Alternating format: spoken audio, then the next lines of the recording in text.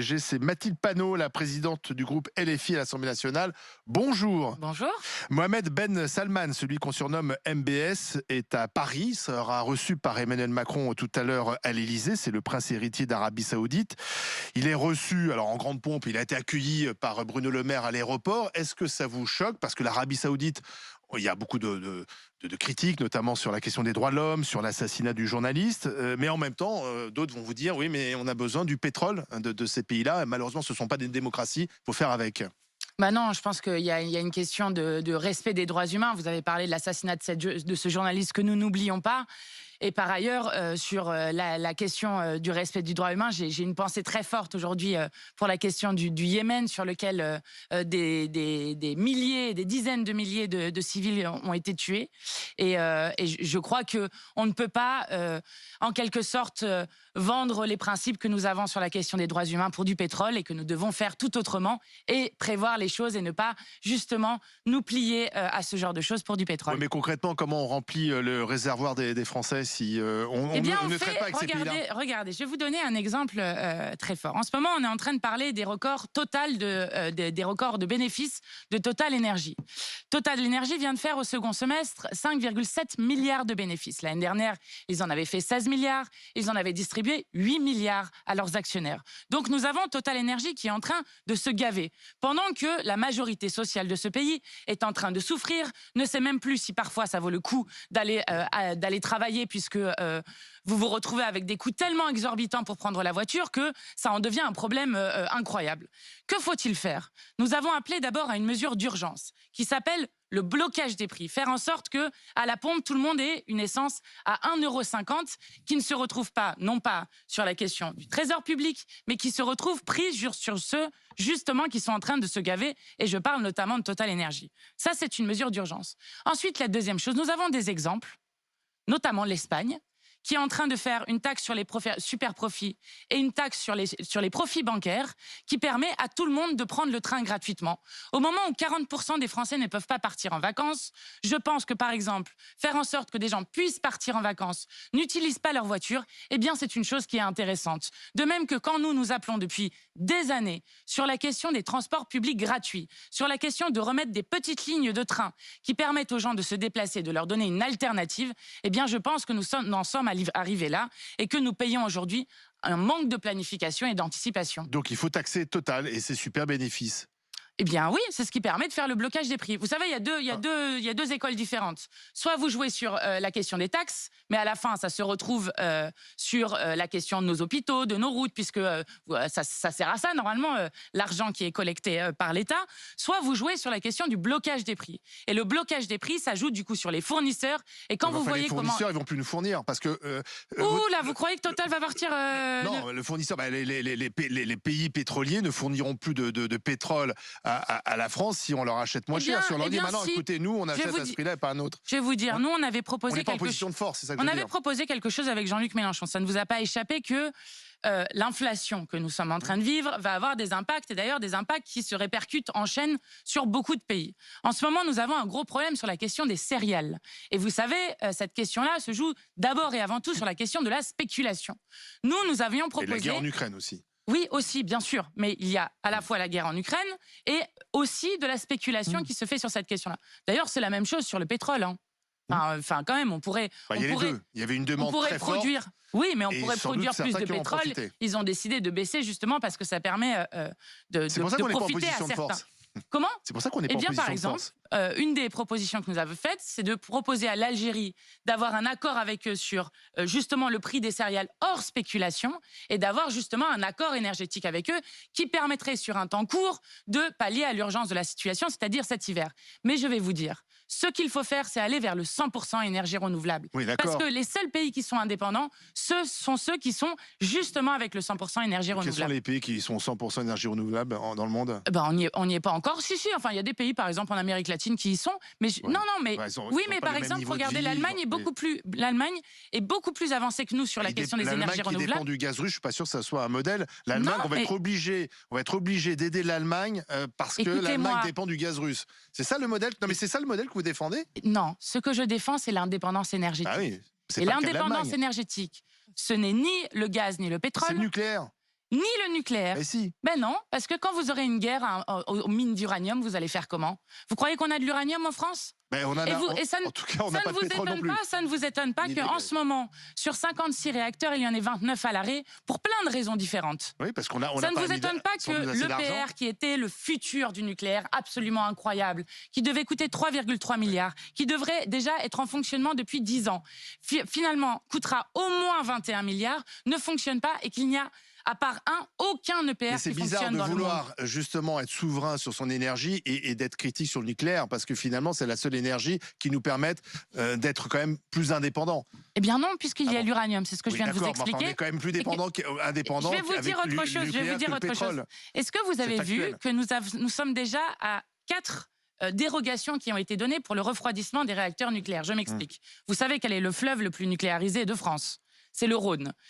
Le Rhône, le GIEC explique qu'il va y avoir une baisse de débit de 10 à 40%. C'est pas seulement un problème de quantité d'eau pour refroidir les réacteurs, c'est aussi un problème de température d'eau. Et là, c'est la 4e dérogation qu'on donne pour eau trop chaude pour continuer à utiliser certains des réacteurs. Je vais vous dire le problème principal. En plus de produire des déchets dont on ne sait que faire, le nucléaire n'est pas résilient au dérèglement climatique. Et nous avons beaucoup de choses à faire, notamment avec l'énergie de la mer, ce que nous défendons là aussi depuis longtemps. Mais aujourd'hui, combien représente le nucléaire dans notre part d'électricité? 60%. Bah voilà. À 60%, donc on ne peut pas s'en passer. Bah, bien sûr. Écoutez, quand on a organisé le nucléaire, on a fait quelque chose, ça s'appelle un plan. Ce que nous défendons, c'est-à-dire la planification, de manière non démocratique. On n'a rien demandé à personne. D'ailleurs, il y avait des grands mouvements de mobilisation qui se sont créés à ce moment-là, notamment, je pense, à la Bretagne, qui a empêché. C'est pour ça qu'en Bretagne, il n'y a aucun réacteur nucléaire aujourd'hui. Bon. Mais donc c'est un plan antidémocratique, mais c'est un qui plan. vient du nucléaire, les Bretons, quand même. C'est un plan antidémocratique, mais c'est un plan. Ça veut dire que notre pays est capable de faire bien autrement. Et que si nous mettions l'argent nécessaire dans à la fois l'investissement et la formation, qui permettrait, selon l'ADEME, c'est pas la France Insoumise, c'est l'ADEME, de créer 900 000 emplois dans notre pays alors qu'il y a 6,7 millions de chômeurs, je pense que ça serait intéressant et qu'avec cette énergie de la mer, avec l'énergie du soleil, avec la géothermie, nous pourrions avoir justement... On arrive à remplacer 60% de nucléaire? Bien sûr. Alors, non, je vais vous dire... Il faut quand même moins dépenser. Non, alors oui, on peut être 100% énergie renouvelable. D'ailleurs, même l'ADEME le montre. Il y a des scénarios négawatts qui le montrent. Mais je vais vous dire, si c'est pour remplacer l'énergie renouvelable qui remplace exactement la quantité de nucléaire, la réponse est non. Il faut faire des choix énergétiques et notamment arrêter avec des gaspillages absolument incroyables que sont, par exemple, les panneaux publicitaires lumineux ou les 700 000 rénovations thermiques dont nous avons besoin chaque année et qui font que donc des gens... Donc il faudra la sobriété. Oui, mais alors je vais vous dire, vous savez combien on en a fait l'année dernière? 700 000, il en faut. On en a sorti 2500 de l'étiquette de passoire thermique. Donc on en est très loin. Alors, question des grandes gueules. Mehdi Guézard. Vous avez dit beaucoup de choses. Vous avez dit énormément de choses. On peut partir sur 2 thèmes aussi. Voilà, vous avez dit beaucoup de choses en très peu de temps, donc on ne va pas tout reprendre. Il y a beaucoup de choses que je ne comprends pas ou que je ne crois pas, mais bon, ça, c'est chacun ses opinions. Il y a un truc, moi, qui m'interpelle, madame, c'est quand vous parlez toujours des patrons qui prennent trop d'argent. Ce que je reproche, et je le dis, et je l'ai déjà dit, Jean-Luc Mélenchon, pendant la période de l'élection présidentielle, était à votre place, et je lui avais dit, ce que je reproche, LFI, NUPES, etc., c'est que vous mettez tous les patrons dans le même panier. Que pour vous, tous les patrons, quels qu'ils soient, que ce soit de la petite PME, TPE, ou les patrons du CAC 40, on est tous multimilliardaires, on gagne tous, on roule tous en Ferrari, on a tous des yachts. Donc, quand vous me dites un SMIC à 1500, oui. Moi, en tant que patron, oui. De toute façon, je n'ai pas d'employés qui touchent moins que 1500 €. Ça n'existe pas. En 2022, à Paris, en tout cas à Paris, je précise bien, à Paris, ça n'existe pas. Tu ne peux pas le tenir. Maintenant, OK. Et qu'est-ce qu'on fait de l'autre côté? Qu'est-ce qu'on fait des charges? Qu'est-ce qu'on fait de tout ce qui est préjudiciable pour le patron, justement, pour qu'il continue à faire évoluer son employé en termes de revenus. Voilà, moi c'est ça qui m'importe. Vous êtes député, vous êtes au Parlement, ok. Au lieu de se taper dessus toute la journée pour dire non, ça je veux pas, ça je veux, ça. Pourquoi vous ne faites pas une sorte de consensus avec les autres partis pour justement avancer dans ce sens? Alors Mathilde Panot. Okay, là aussi, ça fait beaucoup de questions. Peut-être pour commencer à répondre. Je pense, pour commencer par la fin, et puis je vais revenir vers le début de votre intervention. Pourquoi est-ce qu'on ne fait pas une sorte de consensus? Parce que je crois qu'il est important dans une démocratie, on en reparlera probablement après, mais je veux juste caler ça pour le début. Je pense qu'il est important dans une démocratie de dire que nous avons toujours le choix de prendre des chemins différents. Et qu'il faut que ces différentes alternatives politique existe et que la démocratie, lorsqu'on vote pour des choses, c'est aussi dire que oui, notre pays peut décider telle chose ou décider autre chose et c'est la souveraineté du peuple et c'est très bien. Et ça, c'est Donc, dans je pense l'intérêt que des Français. je- Là, alors, là, le consensus est dans l'intérêt des Français qui vous en ont tout cas, sur le élu. SMIC à 1 500 €, je crois. Je vous avais dit quelque chose d'important. Je suis d'accord avec vous. Il y a une différence très grande entre des patrons du CAC 40 qui ont fait là aussi des records de bénéfices l'année dernière, qui par ailleurs reçoivent 100% d'aide publique, ce que n'ont pas les Merci TPE, beaucoup de le dire. PME. Pardon. C'est gentil de le Par dire. ailleurs, les TPE, PME sont aussi celles qui créent le plus d'emplois dans notre pays et qui sont, Et qui travaillent aussi pour les grandes entreprises. et qui sont Voilà. le maillon qui est indispensable C'est pas- en fait ouais. sur notre territoire. Les TPE, PME dans notre pays sont 2 fois plus taxés que les grands groupes. Voilà ce qui nous pose problème. C'est un problème. Lorsque vous dites... Oui, mais vous voulez pas baisser les taxes sur les PME, vous voulez mettre plus de taxes sur les grands groupes. Nous voulons créer un fonds d'aide inter-entreprise, un fonds de péréquation, c'est-à-dire que les grandes puissent aider les petites. Sur le SMIC à 1 500 €, moi j'entends très bien, alors vous dites, et c'est heureux, qu'à Paris, aucun n'est en dessous de 1 500 Il va passer à 1 300 €. Mais je vais là, vous dire, net. moi, j'entends très bien des petites entreprises qui vont nous expliquer que non, ils ne peuvent pas embaucher à 1 500 €. C'est pourquoi ce fonds de péréquation pourrait le faire. Et pourquoi est-ce que ça serait favorable ensuite aux petites et aux moyennes entreprises? Ça serait favorable parce que derrière, vous allez augmenter leur carnet Et de ce fonds, commandes. ça financé Parce comment? que 53% du PIB dans notre pays, c'est de la consommation populaire. Donc, il faut relancer la consommation populaire, permettre aux gens d'aller au restaurant. Les 2 millions, par exemple, Oui, mais de salariés qui sont en SMIC. D'abord, c'est une mesure féministe parce que 60% sont des femmes. Ouais. Et la deuxième Il y a des choses, c'est 500 que 000 ce sont des fonctionnaires qui emplois sont au SMIC non aussi. délocalisables. Lorsqu'on parle de la restauration, de l'hôtellerie, vous n'allez pas, je crois, décider d'un coup d'aller dîner à Taïwan, à Hong Kong non, mais la ou concurrence à se je fait ne entre sais où. restaurants. Comment? La concurrence se fait entre restaurants aussi. C'est Oui, un mais si secteur vous très avez concurrentiel, la l'augmentation restauration. du SMIC, vous savez, c'est un décret, c'est national. Hein. Oui. D'accord, Donc, mais c'est un décret. comment vous financez votre fonds? Parce que j'ai bien compris, donc il y aura un fonds d'aide qui viendrait aider les entreprises à payer au SMIC. Mais ce fonds est financé comment? Par les grandes entreprises. C'est un fonds de péréquation entre des grandes et des petites et moyennes entreprises, ce qui permet, je le redis, de relancer la consommation Mais on n'est populaire. pas dans un Et État juste, je peux donner communiste. un exemple, Mais par exemple, sur Mathilde Panot, on n'est l'Allemagne. pas dans un État communiste. Ce n'est pas possible. C'est la liberté d'entreprendre. Vous pouvez pas. Si vous faites un système comme ça, le peu d'impôts qu'ils payent, ils vont encore trouver des moyens pour ne pas les payer du tout. Ce que vous comprenez Sur pas. les c'est grandes pas- entreprises, Sur vous les dites? grandes entreprises, vous le savez La très plupart bien. d'ailleurs, Total fait Voilà. majoritairement ses bénéfices ailleurs qu'en Allez, France. en fait, c'est pas. Je vous le dis, je suis outré. Et je le dis, je le répète, je suis outré que Total fasse 5,4 milliards d'euros de bénéfices Et pendant 0 ce € derrière. Et voilà, mais ce que vous êtes en c'est train de fait dire, hors en de fait, France. la méthode que vous êtes en train d'utiliser ou de vouloir utiliser, vous allez encore plus les faire partir ailleurs pour faire des montages financiers dans les autres pays ou dans les Vous autres. allez les faire fuir en fait. Voilà, Ah, c'est ça. mais Total- C'est ça. Total, Mais vous le mais- savez très bien. Alors, Ils vont je vous peux dire vous quoi? dire, il y a Ils vont deux vous dire- choses Alors dans attends, ce que vous il êtes en train de répond dire. parce qu'ensuite il y a Joël Amazon, et... Non, il y a- Google, il y a deux choses dans ce que vous êtes en train de dire. La première des choses, c'est le scandale d'entreprises et de multinationales du CAC 40 qui ne payent pas d'impôts en France, qui est un scandale absolu. Mais sur Parce lequel... qu'ils sont trop élevés. Comment? Peut-être qu'ils sont trop élevés. Non, mais attendez, vous rigolez. Total qui Et- paie et 0 surtout € peut-être- d'impôt sur les sociétés, vous Parce croyez que qu'ils- c'est... parce que- Enfin, parce que quand ils leur- font des... Mais parce que c'est Vous les croyez qu'ils entreprises vont délocaliser internationales. Vous croyez qu'ils vont délocaliser leurs 3300 stations-service? Sérieusement? Quelqu'un pense ça ici? Non, je ne crois pas. Sauf que Total fait Non, je ne majoritairement crois pas. ses bénéfices ailleurs. Je sais- Oui, je sais pas, Quand en vous fait, parlez d'entreprises Mathilde internationales Panot, comme c'est fou. Il y a des... c'est que C'est majoritairement fou ces ce que vous dites. entreprises C'est font leur incroyable ce que business vous êtes en train de dire. ailleurs. Écoutez- Vous savez que les 3300 stations-service de Total en France, c'est une goutte d'eau Mais oui, par c'est rapport rien. à ce qui... C'est rien. Mais je crois que vous n'avez pas compris. Ce n'est rien, c'est juste pour avoir de l'image, de la publicité comme quoi Total est un... C'est pas là où il En gagne. bénéfice, c'est C'est pas sur pas là ça. où un pétrolier comme Total gagne du pognon. Ce n'est pas ici. Mais donc, Total gagne du donc pognon. on les Madame, laisse ne pas madame, payer d'impôts en Madame, France, madame, c'est c'est ça que pas vous font- ça ce que je vous parce dis. qu'ils font du C'est pas business ce que je suis ailleurs. en train de vous dire. Je suis en train de vous dire que en tant que gouvernement ou en tant que député, vous devez trouver un moyen. Moi, ça me tue que moi, en tant que patron de petite PME, je sois plus taxé Alors, que des on l'a gros groupes compris. comme Mais ça, Total. je suis d'accord Mais avec vous. voilà, Vous êtes Non, mais ça, d'accord, je suis c'est d'accord. nécessaire pour les attirer gens, Non, mais ça, je suis d'accord, et y compris lorsque nous avons Alors, proposé Avançons. différentes règles, et y compris des moyens pour l'administration pour aller rechercher l'argent que doivent ces grands groupes, à chaque fois, ça nous a D'accord. été refusé. Alors- Mais je suis d'accord avec Alors, là, vous que vous êtes c'est un scandale que les petites et D'accord. moyens entreprises, qui créent pourtant la majorité Mais de vous voulez pas l'emploi, baisser leurs impôts soient quand 2 même. fois plus taxés. Alors, Je Joël, crée un fonds de péréquation, je ne sais pas ce que vous voulez de plus. Hein. Joël, Moi, j'aimerais vous interroger sur autre chose, sur votre attitude, j'ai envie de dire politique, au sein de l'Assemblée nationale. Quand je vous écoute, vous avez vraiment l'air, et je dirais pas l'air, mais vous comprenez en fait les problématiques que les Français rencontrent. Et en tant que citoyenne, nous on a attendu assez longtemps en fait qu'on ait un Premier ministre, qu'on ait des députés qui soient, enfin une assemblée en mode de fonctionnement, parce qu'on a fait pas mal d'élections.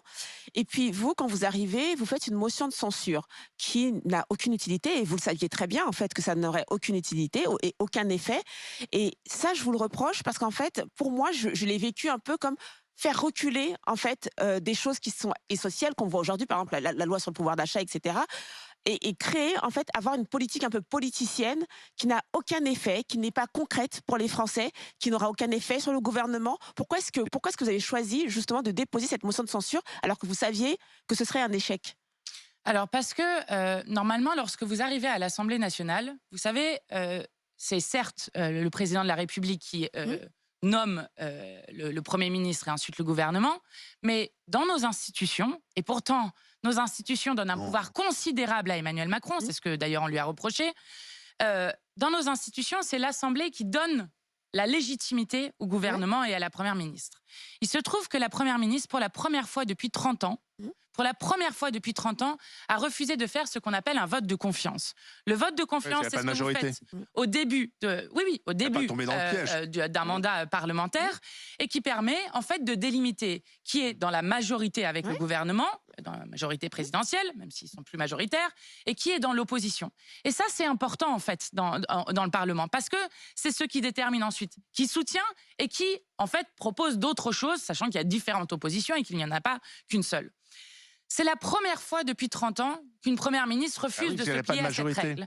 Et qu'est-ce que ça crée? Je vais vous expliquer pourquoi nous avons fait ça. Pourquoi nous avons fait une motion de défiance? Parce que ça permettait de clarifier des choses entre qui est dans l'opposition et qui ne l'est pas. Voilà, et je vais vous expliquer pourquoi c'est important. Parce que pendant des années, les 5 dernières années, Emmanuel Macron a décidé tout seul dans un conseil de défense sur la question du Covid. Parce que depuis là, on a voté, je vais vous donner un autre exemple. Les 500 millions d'euros que nous avions votés, toutes les oppositions, sur la question de la revalorisation des retraites à hauteur de l'inflation. Bon, en plus, 500 millions d'euros, vu le nombre de retraités qu'on a, c'était quand même pas énorme. Il nous faut revoter à 2h30 du matin, en nous disant finalement, nous ne sommes pas contents avec le premier vote, donc vous devez revoter. Et ils ont enlevé les 500 millions. Ils ont fait ça de manière constante. Et je vais vous dire pourquoi. C'est démocratique. Non, c'est réglementaire, mais je crois que politiquement, c'est une erreur. C'est pas passé. C'est pas passé parce qu'il y a des députés qui finalement n'ont pas voté. Vous pouvez pas à chaque fois qu'un vote vous déplaît, ce qu'il faisait tout le temps, vous pouvez pas à chaque fois qu'un vote vous déplaît le faire revoter. Si ça et passe. En fait, je vais vous dire juste quelque chose. C'est ça la démocratie. L'Assemblée parlementaire, elle est à la représentation de ce que les Français et Françaises ont voté. Donc, si une assemblée sert à quelque chose, eh bien, on ne peut pas tout le temps et constamment la piétiner et faire en sorte qu'elle ne soit que la chambre d'enregistrement de ce que veut le président. Vous vouliez vous imposer comme la première opposition, parce qu'il y a le RN qui est rentré en masse. Bon, ça, je l'entends. Moi, ce qui me gêne, c'est que vous avez fait une campagne sur le pouvoir d'achat, sur les problèmes réels des Français, et que quand vous arrivez à l'Assemblée, vous faites de la politique politicienne. Et ça, je vous le reproche, je suis désolée. Vous pouvez m'expliquer ce que vous voulez. Vous saviez très bien que cette motion, elle était inutile. On va pas rester sur la motion. Attendez, d'accord, la motion, elle est passée. Simplement, attendez, Léa n'a pas eu le temps de poser la question. C'est intéressant ce qui est en train d'être dit. Non, parce que c'est terminé. C'est terminé. Ça décrit une mentalité. La première des choses que nous avons faites en arrivant à l'Assemblée nationale, c'est de présenter notre propre proposition de loi sur la question du pouvoir d'achat et sur ce que nous ferions. Voilà. Merci Mathilde Panot. Merci malheureusement. Ah non, mais oui, vous avez coupé la parole. Mais non, mais j'avais une question. Je vous la pose après, c'est pas grave. Vous poserez. Mathilde Panot reviendra dans les grandes gueules. Merci en tout cas. Merci d'être venu. Sur l'écologie. Oui, mais il y a encore plein de questions. Mais le temps passe vite. Merci Mathilde Panot.